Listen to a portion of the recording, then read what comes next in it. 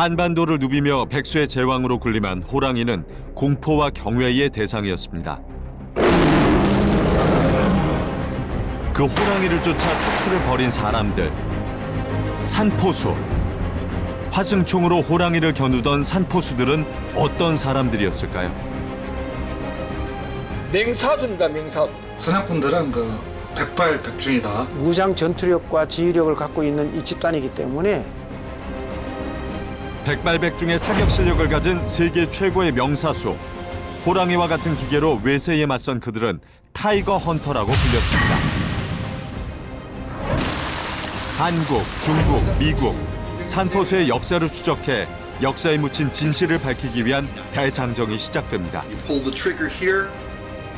무장 항쟁의 주역이었지만 역사에 이름을 남기지 못한 조선 정예부대 타이거 헌터를 찾아 나섰습니다.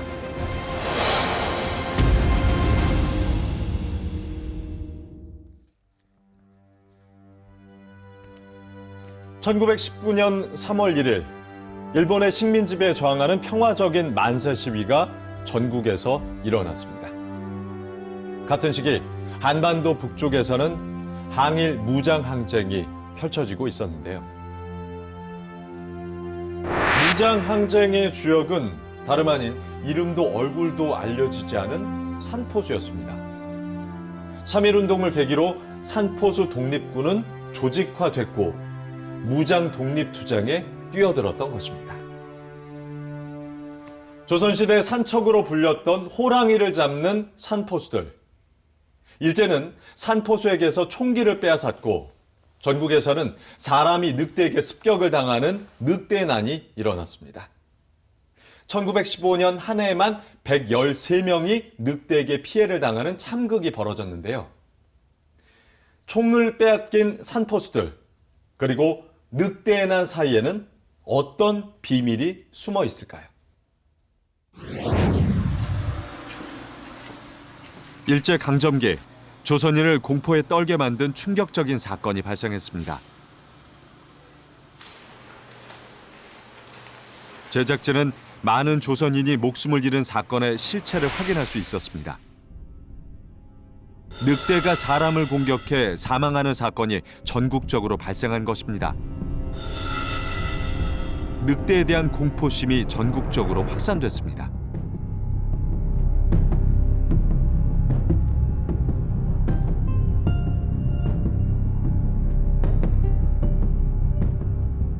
한반도에서 제일 상위에 있는 포식자는 호랑이. 그런데 호랑이가 아닌 늑대가 급증하고 사람을 해치는 늑대의 난이 발생한 것입니다. 늑대에 의한 희생자는 얼마나 될까? 조선 총독부에서 발간한 통계 연부에서 그 실상을 확인할 수 있었습니다.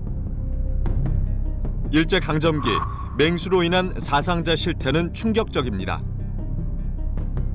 호랑이에 의한 사상자는 30명인데 비해 늑대로 인한 사상자는 523명으로 월등하게 많습니다. 호랑이가 사라짐에 따라서 제2의 이 포식자인 늑대가 창궐하게 된 거죠. 호랑이가 늑대를 잡아먹어야 일정 정도 개체 수가 유지가 되는데 호랑이가 서식지가 파괴되고 그다음에 계속 잡아내면서 생태계 환경 변화가 일어나 버린 거죠. 미국인들은 대대적으로 호랑이 원정대를 꾸렸고 루즈벨트 대통령의 아들 커밋 루즈벨트도 호랑이 사냥에 나섰습니다. 미국인은 물론이고 영국인과 러시아인까지 한반도에서 호랑이 사냥을 벌였습니다. 하지만 정작 호랑이를 말살한 것은 일본인이었습니다. 야마모토 다다사부로는 호랑이를 사냥하는 정오군을 대규모로 조직해서 한 달 동안 한반도를 누볐습니다. 함경 남북도와 강원도, 전라도에 걸쳐 진행된 호랑이 사냥. 그들은 조선의 호랑이를 사냥하고 러시아로 곰 사냥을 떠나자고 노래했습니다.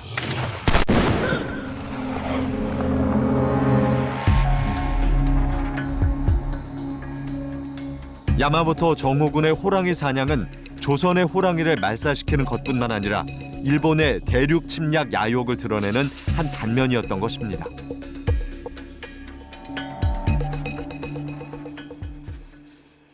제작진은 일제가 호랑이 말살과 함께 산포수 탄압에 나선 정황을 어렵게 찾아냈습니다. 일제의 총기 허가 실태를 보면 일본인은 10,000명이 넘는 데 비해 조선인은 수십 명에 불과합니다.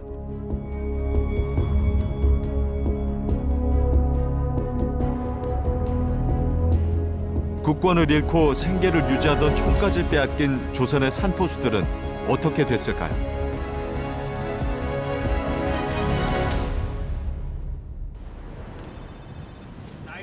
그 실마리를 찾기 위해 한 전문가를 찾았습니다. 안녕하십니까.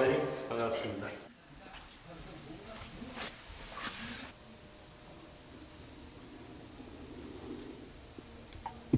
평생 동안 조선인의 만주 이주사와 독립운동사를 연구한 김재용 원장은 제작진에게 중요한 자료를 공개했습니다.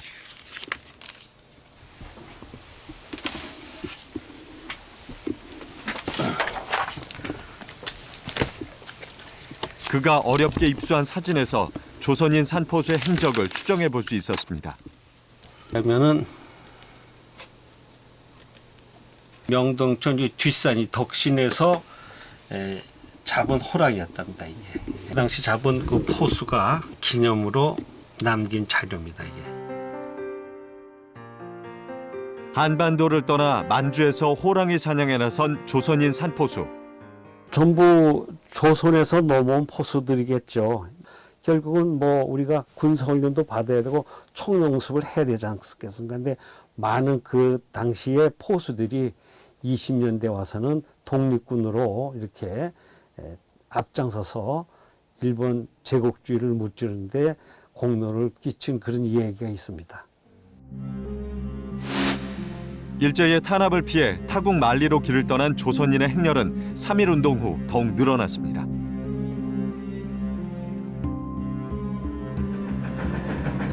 조선을 떠난 한인은 어디로 갔을까요?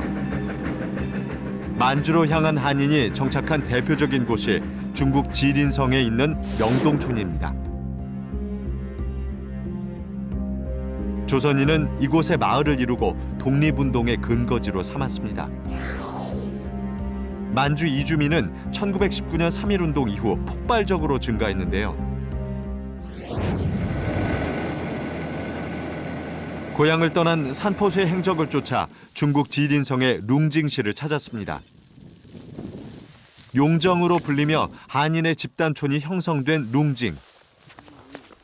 오래된 조선족 마을을 찾아 나섰습니다. 이게 원래는 마을이 없었어요. 이게 신명초이라는 곳입니다. 신명촌. 신명초인데 모두 야듭집이 있었어요. 야듭집이 있었는데 여기 저분이 여기 패서 여기서 제일 잤어요. 제일. 일본에서 와서 여자 일본에서 예. 그 집이요 아래 집이. 만주에 정착한 조선인들은 누구였을까? 한번 왔다. 만주 지역 독립운동사를 연구해온 이송덕 씨와 조선 산포수의 발자취를 쫓아갔습니다. 이곳에서 삶의 터전을 잃고 조선을 떠난 산포수의 흔적을 찾을 수 있을까요? 아빠 어디 갔어? 들어. 신명촌에서 평생 동안 살아온 리정서봄.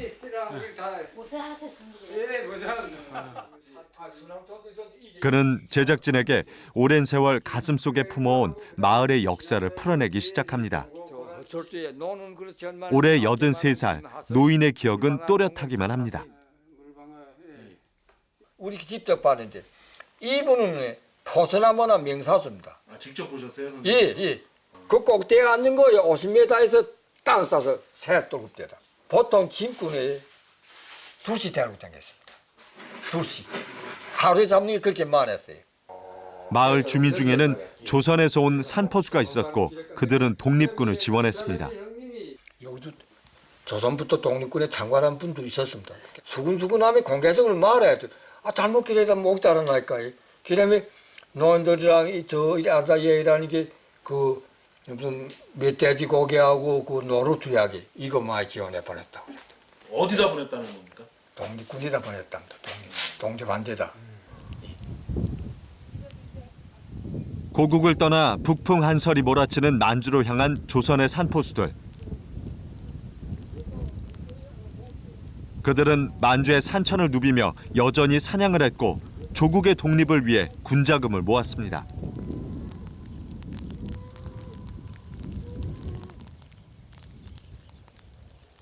애국심이라는 게 무섭지. 조선이 자기들로 독립 찾아야 된다고 소리. 물거이라든지 그다음에 고기라든지 금액이라든지 이래서 가만 지원해 보냐.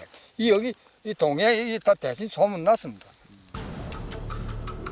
제작진은 취재 도중 이토 히로부미 앞으로 보내진 문서를 입수했습니다. 무력 항쟁을 막기 위해 조선인들의 총을 압수해야 한다는 내용이었습니다. 이토 히로부미는 총포 사용 금지 요청을 받자 바로 실행에 옮겼습니다. 프랑스 언론 역시 한국의 무력 항쟁을 막기 위한 일제의 총기 단속에 주목하고 있습니다. 일본으로서는 포수라는 존재가 항상 무장 항쟁으로 나올 수 있는 잠재적인 세력이기 때문에 이들을 묶어둘 수 있는 방법은 총포, 화약류, 취체, 단속이라는 것이고, 그렇게 되면 포수로서는 내가 마음 놓고 마음대로 사냥할 수 없는 한계가 오잖아요. 특히나 무장 항쟁을 펼쳤던 경험이 있거나 의도가 있는 사람일수록 더 그럴 거 아니에요. 그러면 그것을 벗어나서 만주로 옮겨가게 돼 있는 것이죠. 일본이 조선인의 총기 사용을 금지하자 산포수들은 본격적으로 항일 투쟁에 뛰어들기 시작했습니다. 생존권을 지키기 위해 일제에 맞서기 위해 산포수 부대를 조직한 홍범도 장군. 그는 산포수 항일 투쟁 세력의 구심점이었습니다.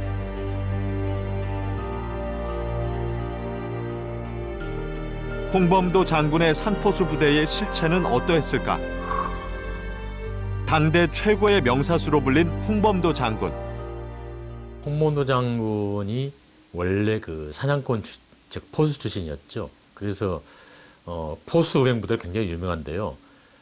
처음에 1907년 11월 15일 함경남도 북청에서 의병을 일으키시는데 그때 의병 부대 규모는 약 70명 정도로 파괴됩니다.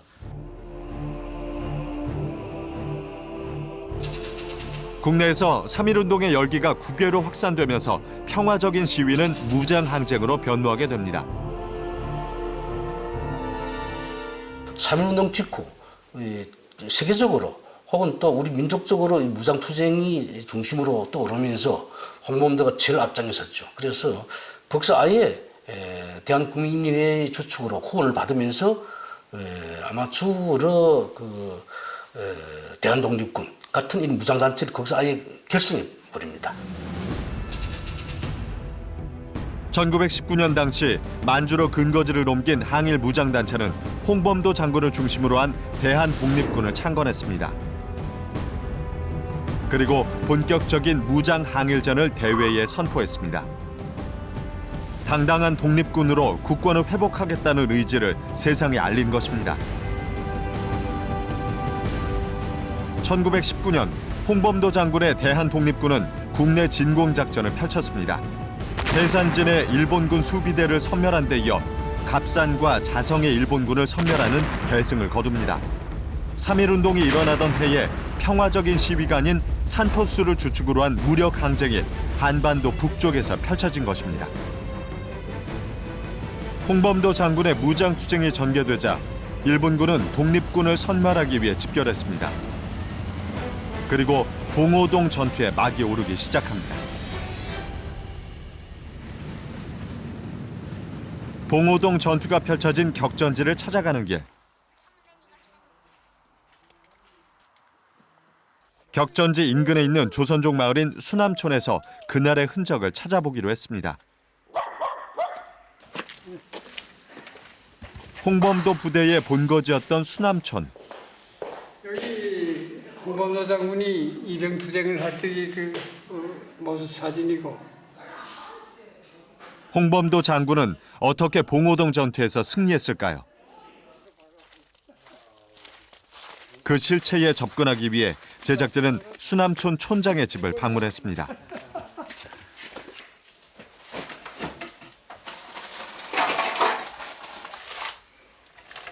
수남촌 촌장은 봉오동 전투 현장에서 발견한 칼을 제작진에게 공개했습니다. 어떻게 다른 건 알지 뭐.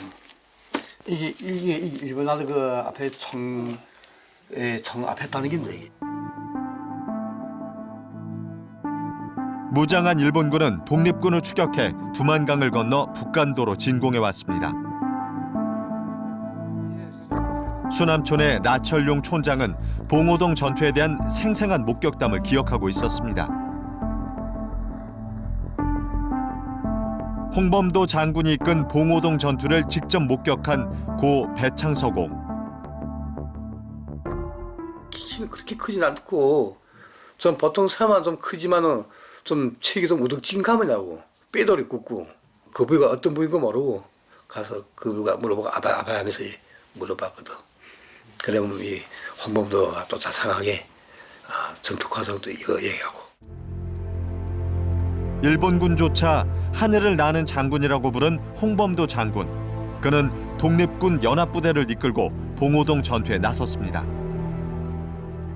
그 당시에 보통 30세에 그 진이 받아들이는데 그분들은 50세 되는 분들도 적지 않게 있었다 말입니다. 그분들이 그러니까 산포수 출신. 예, 그렇지. 호위반목이 산포수 출신이죠. 사는 단에 산발 타는 기가 남마 좀 다르게 유별나게 뛰어나더라. 걔가 이 전문들이 따라가지 못할 정도로 좀 다르더라. 산포수 출신 홍범도 장군의 독립군은 일본군과의 결전을 위해 봉오동으로 집결했습니다. 그날의 격전을 기념하기 위한 봉오동 전적비에는 당시 정황이 기록돼 있었습니다.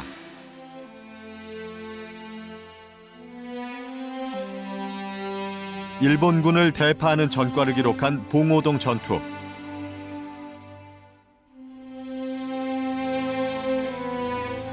(1920년 6월 7일) 홍범도 장군의 대한북로 독군부는 봉오동의 깊은 산속으로 적을 유인하는 작전을 펼쳤습니다.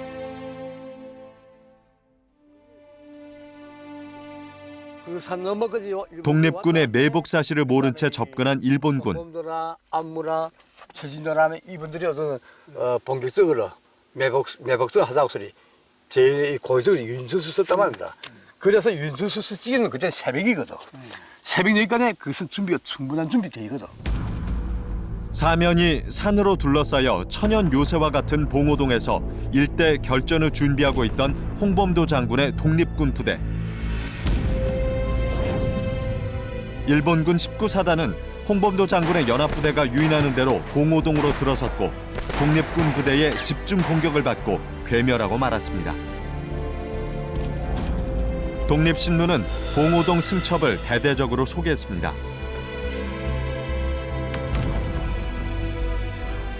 산포수 출신인 홍범도 장군이 맹수와의 싸움에서 더득한 유인술과 매복술에 일본군은 속수무책이었습니다. 현장에 가서 이렇게 매복 시점이라든가 그 고지를 점령하고 있은 거 보면 정말 오묘하게 칠했다고 했습니다. 빠질 데 없이 들어오면 다시 나갈 자리 없이 만들어놨습니다. 여기가 일반인들이 상상하지 못할 정도로 묘하다 말입니다. 오묘하게 거기 해놨거든. 여기가 치고 빠진 서술이랄까 다시 일본군 추격하자고 추격할 수 없게끔 그런 저거이고. 봉오동 전투는 3.1운동으로 촉발된 독립군의 무장항쟁에 이룬 쾌거였습니다. 일본 놈 잡는 거나 짐승 잡는 거나 매일바이라고 써요. 호랑이 하나 잡더라도 어떻게 꺼서드리고 어떻게 몰아서 잡아야 된다. 일본군 잡는 것도 역시 마찬가지라고 써요. 별다른 게 없다고. 우리 그냥 산짐승 잡는 것을 생각하고 유인해드리고 꺼서드리고 우리 식사를 하면 된다. 제작진은 홍범도 장군 이전에도 간도에서 산포수 부대가 활약한 사실을 확인할 수 있었습니다. 고종은 간도 관리사로 이범윤을 임명했고 그는 간도 조선인의 인명과 재산을 보호하는 임무를 맡았습니다.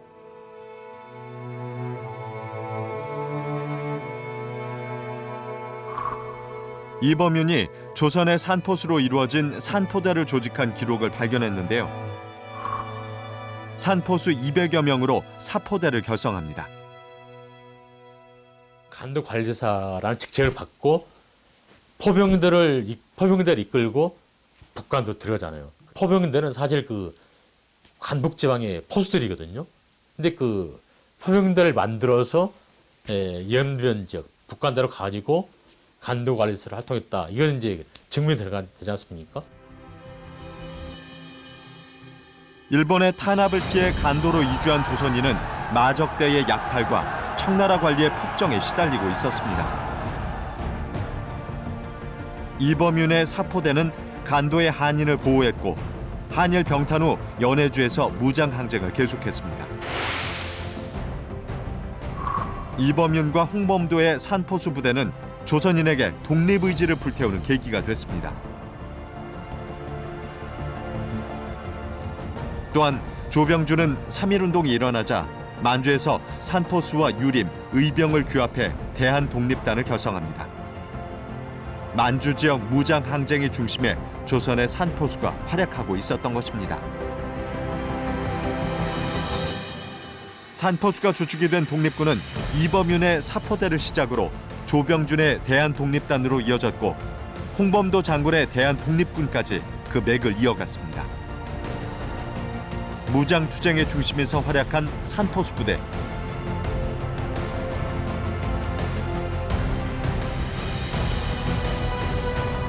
마침내 홍범도 장군은 김좌진 장군과 연합해 청산리 대첩을 승리로 이끌었습니다. 일본군은 진지를 선점하고 최고의 사격 실력을 갖춘 독립군의 속수무책으로 당하고 말았습니다. 청산리 전쟁은 독립군이 이룬 최대의 성과였습니다.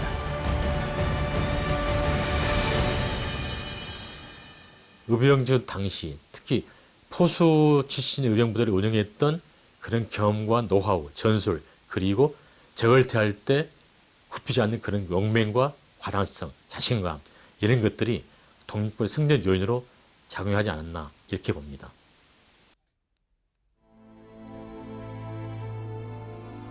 항일 무장투쟁 역사에서 최고의 승전으로 기억되는 봉오동 전투와 청산리 대첩. 산포수 출신인 홍범도 장군과 무명의 산포수 부대원들은 맹수를 겨냥하던 총구를 일제를 향해 겨누기 시작했습니다. 이것은 조선시대에 사용한 화승총이고 이 옷은 면으로 된 갑옷인데요. 방탄조끼라고 할 수 있는 이 면제 갑옷은 흥선대원군의 명령으로 개발됐습니다. 총기 실험 결과 총알이 면포 12겹을 뚫지 못하자 한 겹을 더해 13겹으로 만든 이 갑옷은 신미양요 당시 사용됐습니다. 화승총의 유효 사거리는 50m에서 100m에 불과한데요. 서양 열강이 침략해오자 조선시대의 호랑이를 잡던 산포수들은 화승총과 면제갑옷으로 무장하고 전장에 나섰습니다. 16세기 화승총으로 무장한 산포수 부대원들이 펼친 치열한 전투 현장으로 찾아가 보겠습니다.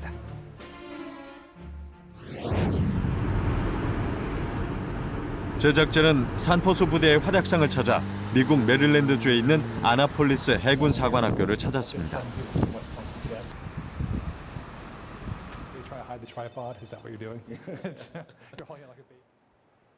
해군 사관학교 박물관에는 신미양요 당시 미군이 노획한 조선의 유물이 전시돼 있습니다. This is a Korean fan that was captured during the 1871 expedition and was signed by many of the participants involved in the attack. And this is the Medal of Honor that was awarded to one of the sailors.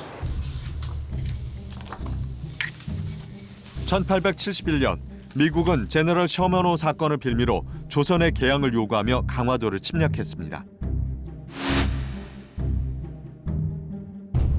미국의 아시아함대 사령관 존 로저스는 전함 5척을 이끌고 강화도를 침략했고 조선군과 치열한 전투를 벌였습니다. 당시 세계 최강의 군사력을 자신하던 미군은 강력한 조선군과 만났습니다. Lieutenant Hugh McKee led the assault on the citadel, and he was the first person to enter the fort. As soon as he entered the fort, he was shot and then stabbed with a spear by a tiger hunter. And this is the book you're looking for, Kingdom by William Griffiths. He's an American scholar who lived in Japan. 서양의 한국을 소개한 그리피스가 남긴 책에서 신미양요에 대한 기록을 찾을 수 있었습니다. 용맹한 호랑이가 그려진 깃발은 미군이 노획한 조선군의 군기였습니다.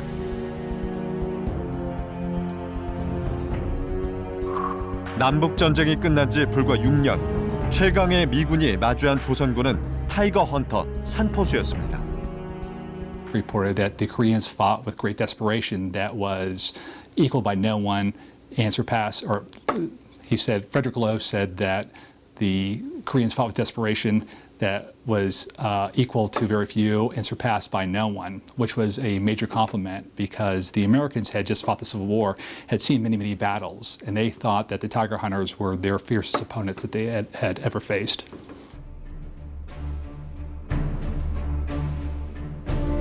미군을 두려움에 떨게 만든 격전이 펼쳐진 강화도의 광성봉.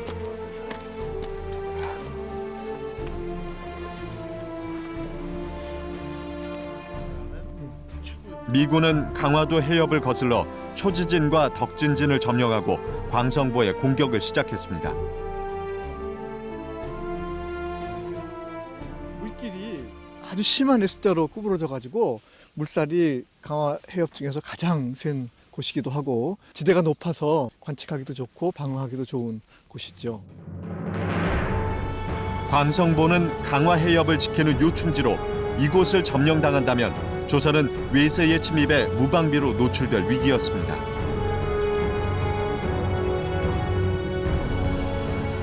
어제연 장군은 광성보에서 결사항전을 준비를 합니다. 화승총으로 무장한 조선의 산포수 타이거 헌터는 최후의 결전을 맞이했습니다.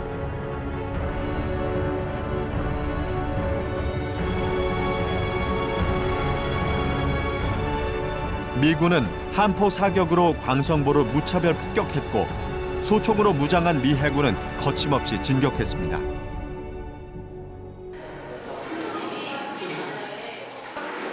당시 조선 산포수 부대의 무기는 화승총. 16세기 임진왜란 당시 조선에 들여온 조총을 개조한 화승총은 미군의 최신식 소총을 상대하기에 역부족이었습니다. 신미양요를 오랫동안 연구한 듀버네이 교수. 그는 놀랍게도 신미양요 당시 조선군이 사용한 화승총을 제작진에게 공개했습니다. This is not an original. This is a reproduction matchlock musket, 조총, 화승총. Put a little black 100여 년 세월을 간직한 산포수의 화승총. fire. Man to man, both sides, the forces were very, very similar, very equal. The problem came down to weaponry, because the Western forces had what was for that time period very modern weapons. These are the bullets from Korean Jochong used in the Shinmiyangyo, which was 69 caliber, U.S. Navy in the 1850s. 조선군과 미군의 화력 차이는 확연했습니다.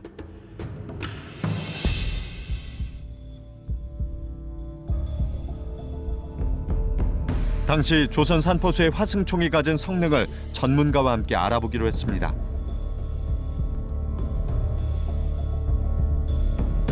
들고 있기 불편할 정도로 길이가 긴 화승총. 요요거리가 약 50m밖에 되지 않았고 숙련된 사수라도 분당 2~3발 이상을 사용할 수 없었습니다. 정확도 또한 많이 떨어지는 총기였습니다. 화승총을 주력으로 사용하던 조선군에 대항한 병인양요의 프랑스군과 신미양요의 미군들은 보다 정확도도 높고 강력한 화기를 가지고 있었습니다. 강력한 화기로 무장한 미군을 16세기의 화승총으로 맞서 싸운 산포수 부대. 하지만 조선의 타이거 헌터는 물러서지 않았습니다. 신미양요 당시 산포수 부대는 광성보에서 죽음을 맞이하면서 끝까지 저항했습니다. 장렬히 전사한 이름 없는 산포수들. 그들은 마지막까지 장군의 깃발 수자기를 지키려 싸웠습니다. 승리를 기념해 미군이 노획한 이 깃발은 임시 반환 형태로 국내에 돌아와 있습니다. 바로 세로 약 한 4m 정도 되는 대형 깃발입니다. 아무래도 이제 멀리서도 잘 볼 수 있게 대형으로 제작됐던 걸로 생각됩니다. 마지막 순간 광성보는 함락됐지만 미군이 승리한 것은 아니었습니다. 타이거 헌터 부대의 강력한 저항에 부딪힌 미군은 스스로 강화도를 떠났습니다. This is it. You know, we are going to be in a very big battle, and probably we are all going to die. But we're going to die fighting. The United States won militarily on that limited fighting, but they lost diplomatically because the Koreans never gave in to them. The Koreans never negotiated any kind of treaty or anything. 타이거 헌터, 산포수의 역사는 조선의 역사와 함께 해왔습니다. 제작진은 조선왕조실록에서 호랑이 사냥꾼을 차코 갑사라고 부른 기록을 찾아냈습니다. 호랑이를 잡는 차코 갑사에게는 큰 상이 주어졌습니다.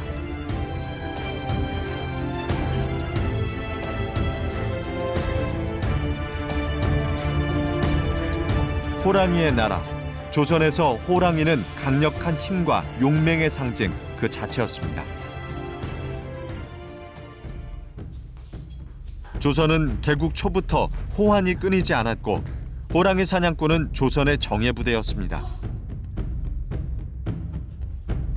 조선의 전통 무예를 연구해온 최형국 박사는 호랑이 사냥꾼의 역사에 주목해왔습니다. 차코군, 그들은 누구인가?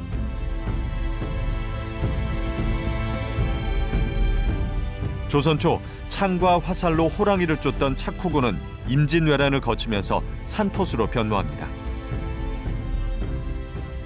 호랑이가 도망가면 끊임없이 쫓아가서 추적해서 그것들을 잡아내는 게 목표였거든요. 그래서 심할 경우는 한 달 이상 호랑이를 추격해서 사살한 경우도 있었습니다. 그래서 가장 많은 인내심, 그 다음에 가장 정확한 사격수를 가진 부대가 바로 차코군이었다는 거죠.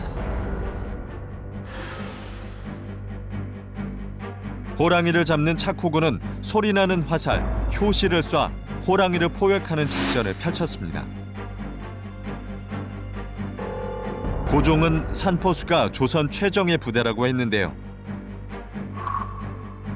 경군은 향군만 못하고 향군은 백발백중하는 산포수만 못하다는 것입니다. 조선의 산포수 부대가 외세를 맞아 치열한 전투를 벌인 정족산성. 1866년 조선의 타이거 헌터 부대는 또 한 차례 외세의 공격을 막아냅니다. 프랑스의 로즈 제독은 함대를 이끌고 조선 앞바다에 나타납니다. 강화성을 점령하며 승리를 자신한 프랑스군.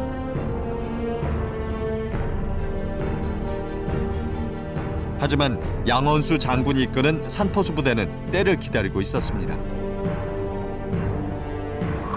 최초로 서양의 침략에 맞선 조선의 포수들.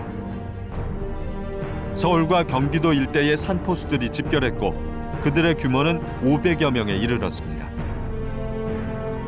양원수 장군은 산포수 부대를 규합해 훈련한 후 정족산성에서 적을 맞이했습니다. 높은 성벽을 점령하고 적이 다가올 때까지 참을성 있게 기다렸습니다. 화승총의 사거리 안으로 적을 유인하는 작전을 펼쳤던 것입니다. 그 결과 양원수 장군의 산포수는 프랑스군을 격퇴하는 데 성공합니다. 최대한 가까이 호랑이가 올 때까지 기다릴 수 있는 그런 그 담력과 또 정확하게 쏠 수 있는 그런 사격의 능력, 그런 것들을 두루 갖춘 아주 그 대단히 용맹한 그런 포수였던 것이죠. 그렇기 때문에 이제 중요한 전투에도 그들이 동원되어 가지고 참여를 해서 국가를 위한 기여에도 기여를 한 것으로 그렇게 생각이 됩니다.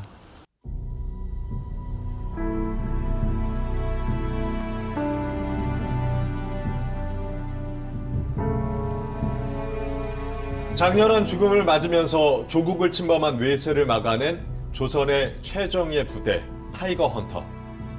하지만 우리 역사에서 산포수에 관한 기록을 찾는 것은 불가능에 가까울 만큼 그 존재는 잊혀진 상황입니다. 산포수들 스스로 기록을 남기기 힘들었고 전문적으로 연구한 역사가도 존재하지 않는 것이 현실입니다. 하지만 조선 말기의 의병장 민용호가 남긴 서신을 어렵게 찾을 수 있었는데요. 의병장 민용호는 맹수를 잡는 포수들을 집집마다 찾을 수 있는데 속히 이들을 소집하지 않으면 장차 무엇으로 적을 죽일 수 있겠소?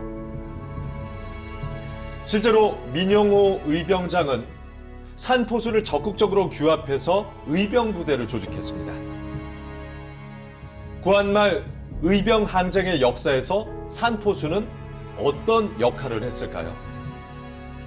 백발백중의 사격 실력을 지녔던 조선 명포수의 흔적을 찾아 나섰습니다.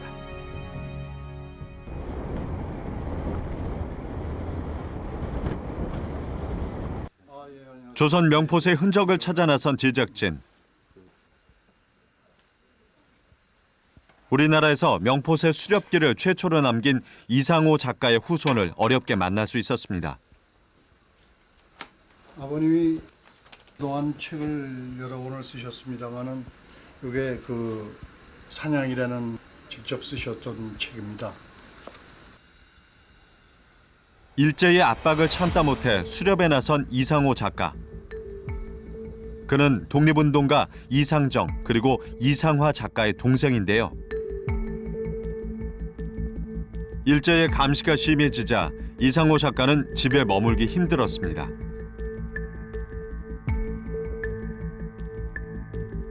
원고가 유일하게 하나 남아있는 겁니다. 수렵에 나서며 명포수를 기록에 남긴 작가. 꽁을 잡으러 가셨던 건데 결국 그 발자국을 발견을 했는데 아버님께서는 늑대인 줄 알고 쫓아갔다가 표범을 만나셔가지고 아주 혼이 나셨던 거로 기억이 납니다. 그 말을 들으신 이윤혜 선생님께서 하셨던 말씀이 처음 표범을 만나서 총을 겨눌 수 있는 사람은 아주 우둔한 사람이 아니면은 아주 용감한 사람 중에 하나다라고 말씀하셨던 것이 기억납니다.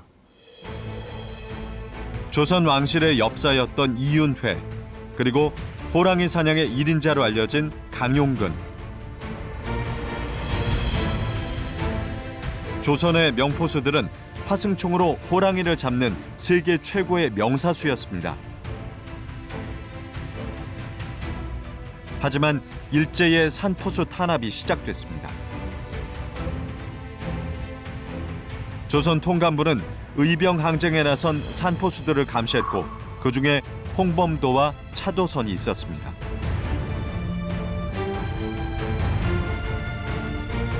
산포수 출신 차도선은 홍범도 장군과 함께 함경도 산포수 부대를 이끈 의병장이었습니다.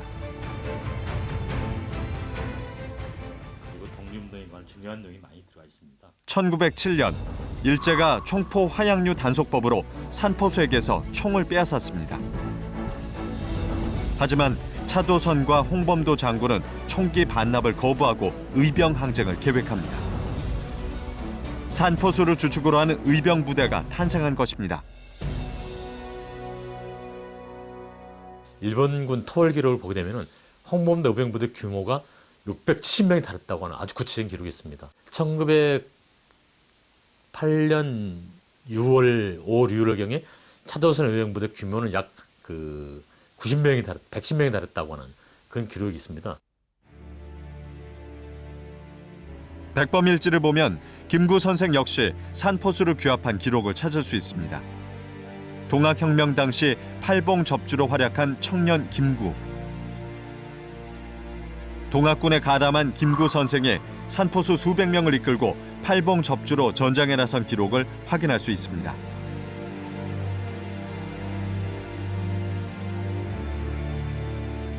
이토 히로부미를 저격하며 조선의 독립의지를 세상에 알린 안중근 의사.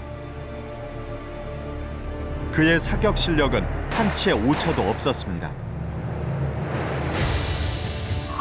안중근 의사의 집안은 사냥을 즐겨했고 안 의사는 산포수에게서 사격수를 익혔다고 알려져 있습니다.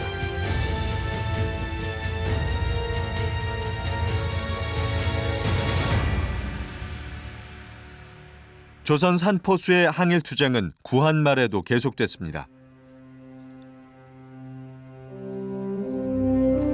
화승총으로 일제를 향해 총구를 겨눈 산포수 의병부대. 종의록에서 일본의 간담을 서늘하게 한 의병장 김백선의 이름을 확인할 수 있습니다. 지평, 현재의 양평에서 산포수를 규합해 의병을 일으킨 김백선. 그는 소민, 즉 평민 출신이었지만 뛰어난 공적을 인정받아 장군으로 승격된 인물입니다. 제작진은 김백선의 발자취를 따라 나섰습니다. 여기가 독순봉 정상이고요. 보이면 서쪽으로 옛 관아 자리가 바로 지척에 있습니다. 좌우로 또는 앞뒤로 사방을 조망할 수 있는 의병으로서는 매우 중요한 전략적 요충지였다고 볼 수 있습니다. 이정규의 종의록을 보면 김백선은 산포수 부대를 이끈 의병장이었습니다.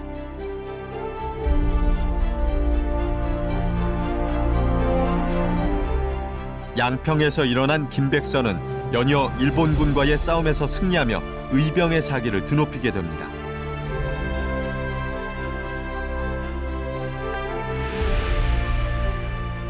의병과 일본군이 치열한 전투를 치른 충주성 전투에서 김백선은 선봉장으로 맹활약합니다.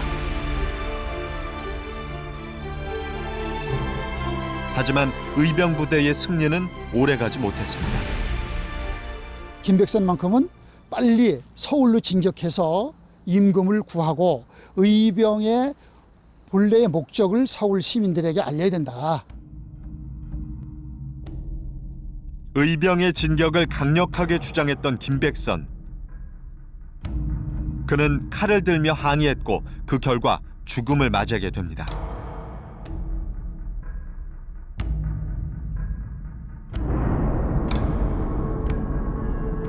당시 기록에 따르면 김백선은 군령 위반으로 형이 집행된 것으로 알려져 있습니다. 일제를 향해 분연히 일어선 의병장 김백선은 안타까운 죽음으로 생을 마감했습니다.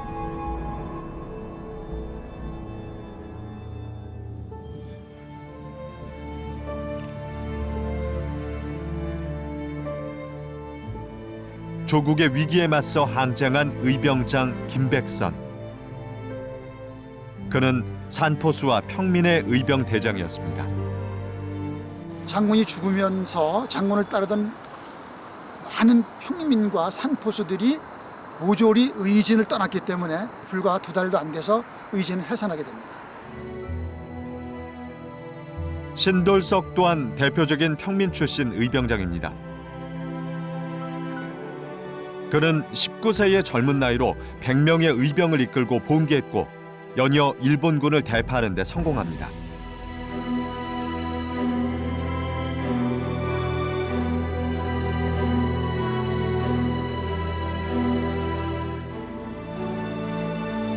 신돌석 의병장의 부대는 3천여 명으로 증가하며 연전 연승을 거두게 됩니다. 신돌석 부대는 일본군을 영양으로 퇴각시키고 경주와 청하, 대동까지 진격하며 경상도 일대에서 치열한 의병 항쟁을 펼쳤습니다. 신돌석 의병장의 마지막 순간은 안타까웠습니다. 일제의 계략과 동지의 배신으로 죽는 순간까지 항일 정신을 꺾지 않았던 것입니다. 신돌석이라는 인물은 원래 활빈당 출신이거든요. 활빈당이라고 하는 것 자체가 요즘 표현하면 산사나이들이죠. 늘 산에서 총 쏘고 포수처럼 살았던 사람들이 기본적으로 존재하는 것이고 또 일부 포수들도 거기에 합류해 들어갔겠죠. 구한말 의병항쟁에 나선 문경을 대표하는 의병장이 있습니다. 무려 13년 동안 항일 의병항쟁에 나서며 활약했습니다. 포자 의병장 이강년이 이강년은 문경의 유림을 대표하는 의병장으로 산포수를 규합해 의병부대를 조직했습니다.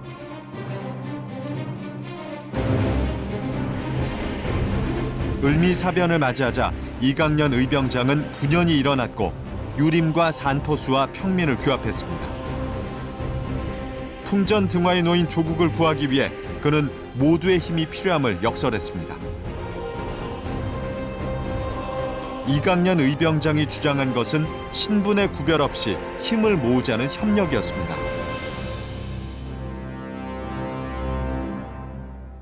어떻게 보면 이제 그 당시에 특권층이잖아요. 사회 지도층으로서의 도덕적인 책무감을 유감없이 발휘한 분이고 또 그것을 그 일반 평민들, 포수라든지 일반 농민들에게까지 그걸 하나로 엮을 수 있는 의병의 대열로 하나로 묶을 수 있는 모범적인 어떤 그 지도력을 보여준 분이라는 점에서 상당히 의미가 있다고 얘기할 수 있을 것 같아요. 구한말 조선의 유림은 전국적으로 의병항쟁의 중심에 섰습니다. 산포수들은 의병부대의 핵심 세력이었습니다.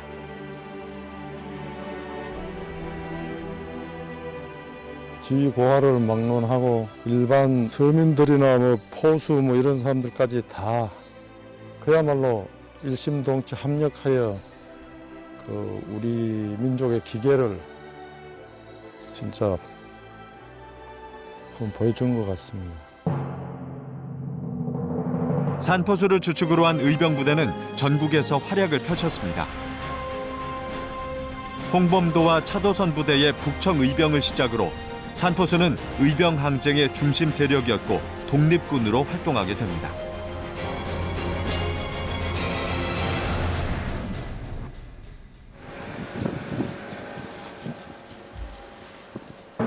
서울 금천구에 있는 허름한 주택가.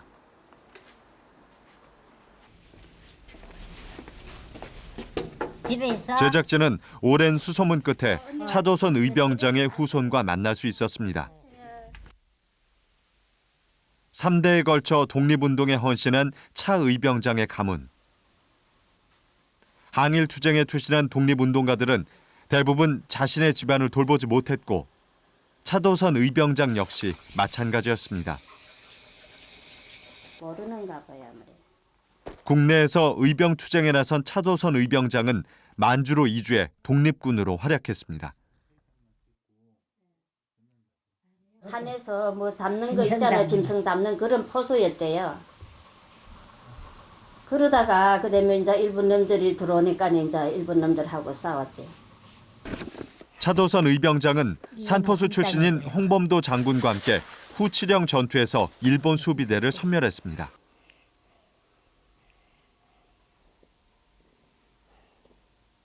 할아버지의 치열했던 삶을 증언하는 훈장이 무엇보다 소중한 유산입니다. 나는 황봉도 뛰는 차도선이라고 그때 당시 그렇게 이름이 났다 그러더라고요. 그 우리 할아버지가 하루에 키가 얼마나 큰지 일본 놈하고 싸울 때 하루 저녁에 천리도 달아난대요. 걸어서. 먼 타국에서 조국을 그리워한 차도선 의병장. 그의 유해는 지난 1995년 고국으로 돌아올 수 있었습니다. 현충원에는 조국의 독립을 위해 항일 투쟁에 나선 애국지사의 영령이 모셔져 있습니다. 마지막 순간까지 조국의 독립을 염원한 차도선 의병장.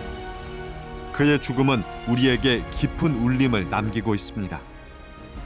너희 할아버지랑 같이 이렇게 독립운동했는 분들이 다 한국에 그 대전 현충원에 모셔서 안장했으면은 저희들도 좋지요. 우리 할아버지만 고생했는 게 아니고 다 같이 고생을 했으니까 그래도 자기 나라에 묻히는 게 그게 좋잖아요.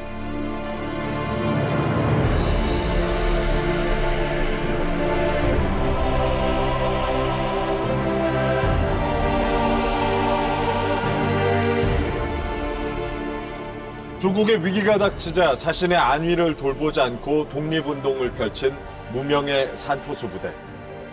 1919년 3.1운동 후 산포수들은 항일 무장단체의 중심 세력으로 조직화됐고 무장항쟁이 승리한 큰 요인이 됐습니다. 이들의 투쟁사를 뒤늦게나마 발굴하고 조명해야 하는 이유입니다. 조선 태종시대부터 500년이 넘는 세월 동안 국난 극복의 주역이었던 조선 최정예 부대 타이거 헌터. 3.1절을 맞은 오늘 호랑이와 같은 기계로 일제에 항거한 산포수 독립군의 존재를 이제 역사가 기억해야 할 것입니다.